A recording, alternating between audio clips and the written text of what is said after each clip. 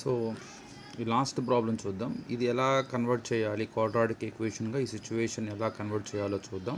So దీన్ని కూడా just represent the following situations in the form of quadratic equation అన్నాడు. A train travels a distance of 480 kilometre at uniform speed.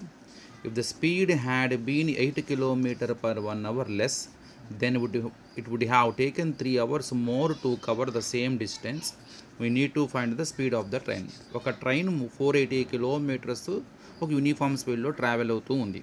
ఒకవేళ గనక ఆ speed కనుక 8 kilometre per 1 hour తగ్గితే, అంటే రోజు వెళ్ళే రెగ్యులర్ స్పీడ్తో కంపేర్ చేస్తే, ఇన్ కేస్ ఏదైనా ఒక రోజు స్పీడ్ కనుక 8 కిలోమీటర్ పర్ 1 అవర్ లెస్గా కనుక తక్కువ స్పీడ్తో వెళ్తే ఏమవుతుంది?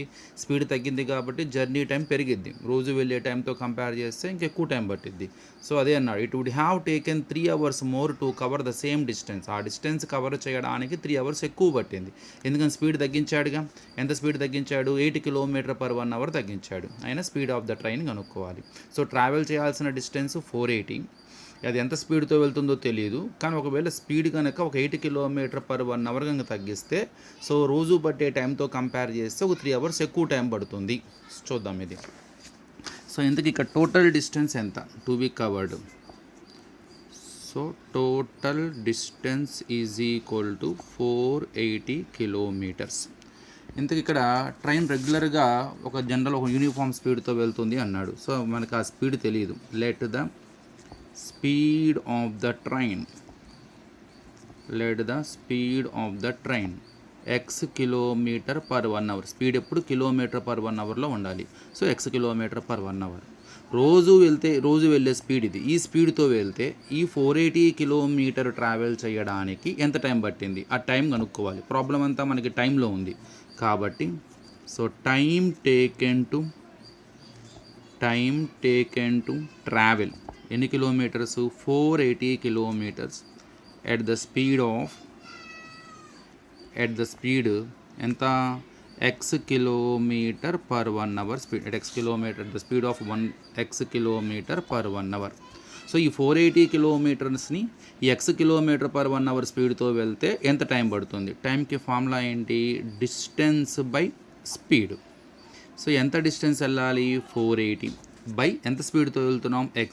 ఇది టైం కాబట్టి ప్రాబ్లం హవర్స్లో ఉంటుంది, ఎందుకంటే స్పీడ్ కిలోమీటర్ పర్ 1 అవర్లో ఉంది కాబట్టి టైం హవర్లో ఉంటుంది. Take it as a first equation.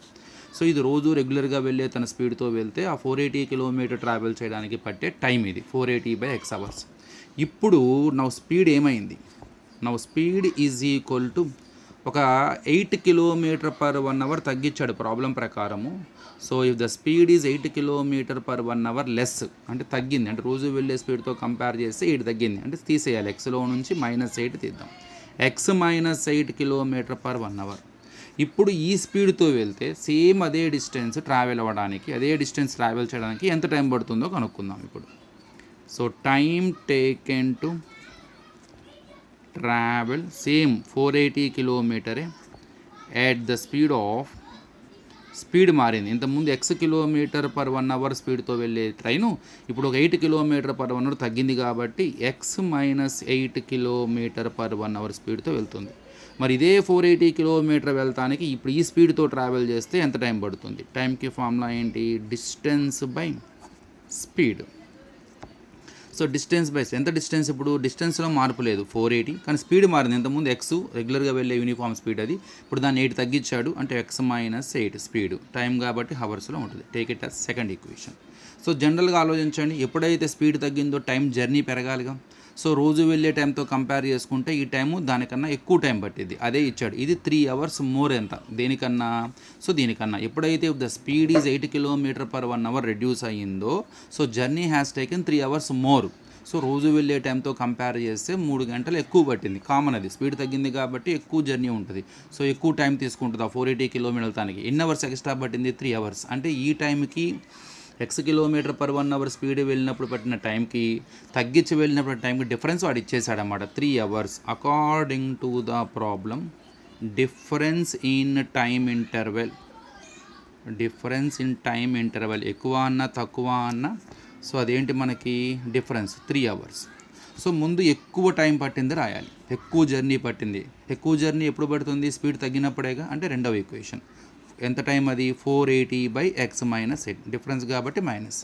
ఇప్పుడు రెగ్యులర్గా వెళ్ళే మామూలుగా x km/h యూనిఫామ్ స్పీడ్తో వెళ్ళినప్పుడు పట్టిన టైం రాయండి. ఇదనమాట 480/x. So 480/x. ఈ రెండింటికి టైమింగ్స్కి డిఫరెన్స్ ఎంత? 3 hours అని ఇచ్చాడు. Is equal to 3. ఇదేమో time taken to travel same 480 km 8 km తగ్గించే స్పీడ్తో వెళ్ళినప్పుడు పట్టిన టైం ఇది, x-8 స్పీడ్తో వెళ్ళినప్పుడు. ఈ టైం ఏంటి? అదే 480 km ట్రావెల్ చేయడానికి x km/h స్పీడ్తో వెళ్ళినప్పుడు పట్టిన టైం ఇది. ఈ టైంకి డిఫరెన్స్ 3 అని ఇచ్చాడు. సో ఇందులో ఎక్కువ టైం పట్టింది ఇది, తక్కువ స్పీడ్తో వెళ్ళాం కాబట్టి 8 km/h తగ్గించి ట్రావెల్ చేశాం కాబట్టి అప్పుడు పట్టిన టైం ఇది, తగ్గించక ముందు వెళ్ళిన టైం ఇది. వీటి మధ్య డిఫరెన్స్ 3 అని ఇచ్చాడు. ఇప్పుడు దీన్ని సింప్లిఫై చేస్తే మనకు క్వాడ్రాటిక్ ఈక్వేషన్ వస్తుంది. చూద్దాం. సో ముందు ఎల్సిఎం చేయండి. బోత్ డినామినేటర్స్ మల్టిప్లికేషన్ ఎల్సిఎం అవుతుంది. అంటే x(x-8) ఇంటూ x అన్నా x(x-8) అన్న ఒకటే. వీటి ప్రొడక్ట్ ఎల్సిఎం అయింది కాబట్టి క్రాస్ మల్టిప్లికేషన్ చేయండి. 480 ఇంటూ ఎక్స్ ఇక్కడ రాయండి, అది 480x. ఇక్కడేమో ఈ జాగ్రత్త 480 ఇంటూ x-8. 480 ఇంటూ అంటే bracket x-8 is equal to 3. ఇప్పుడు 480x మైనస్ దీని లోపల మల్టిప్లై చేద్దాం. -480 ఇంటూ ఎక్స్ -480x.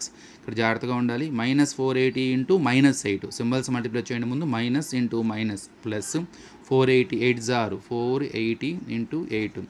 సో 800 8 8 జారు 64 8 4s 32 32 ప్లస్ 6 38. సో 3840. ఇక్కడ జాగ్రత్త గుర్తుపెట్టుకోండి. Minus into minus plus 488 3840 by దీని లోపల మల్టిప్లై చేయండి. x into X x² x into 8 8x is equal to 3.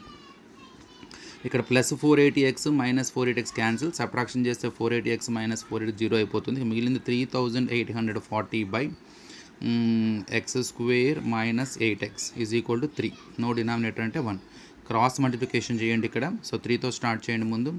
So 3(x² minus 8x is equal to 3840. So ఈ 3ని లోపలికి multiply చేసే ముందు ఒకవేళ మనం ఇంటూ ఫామ్లో ఉన్న 3 ఉత్తరకు వస్తే బై అవుతుంది. అప్పుడు ఇది క్యాన్సిల్ అవుతుందా లేదా? ఒక క్యాన్సిల్ అయితే పంపిద్దాం, లేకపోతే లోపల మల్టిప్లై చేద్దాం.